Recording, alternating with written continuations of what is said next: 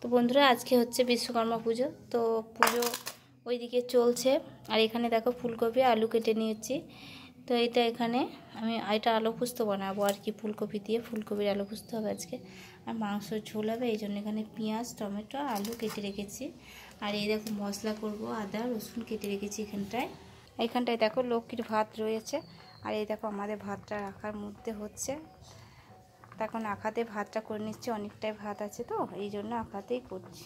দেখো আকাশে আজকে রোদ্দুরটা উঠেছে, তো তার কারণ টানা 5 দিন আজকে বৃষ্টি হচ্ছিল আমাদের রাস্তায় বৃষ্টি।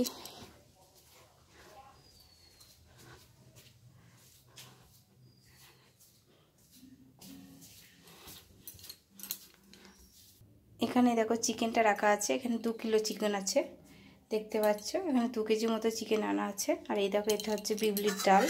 তো ডালটা এখন আমি ছুঁকে দিইনি, তার কারণ এখন সিদ্ধ করে কড়াইটা রেখেছি, তো ছুঁকে দেব। এই দেখো এখানে কড়াইটা বসিয়ে রেখেছি, তার কারণ এবার আমি রান্না করতে বসবো, তার কারণ বসিনি। আর আমাদের এখানে খুব বৃষ্টি হচ্ছিল, রাস্তায় বৃষ্টি প্রচুর। আর এই দেখো আমার ঘরে হয়েছে বিশ্বকর্মা পুজো।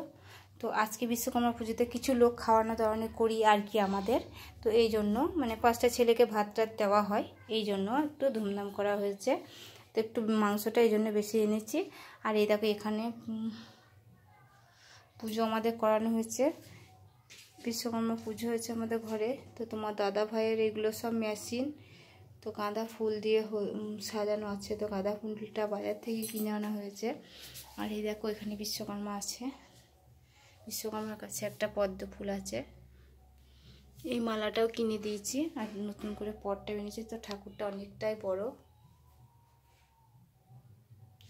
আর এখানে দেখো মলিদার প্রসাদ, চিড়ের প্রসাদ, আর এখানটা আছে ফলের প্রসাদ। তো যারা নেয়নি তাদেরকে দিতে হবে। তো কেমন লাগলো আমাদের বিশ্বকর্মা পুজো? তো দেখো সিংহাসনেও 2টো দিয়েছি। তো কেমন লাগলো অবশ্যই সবাই কমেন্ট করো।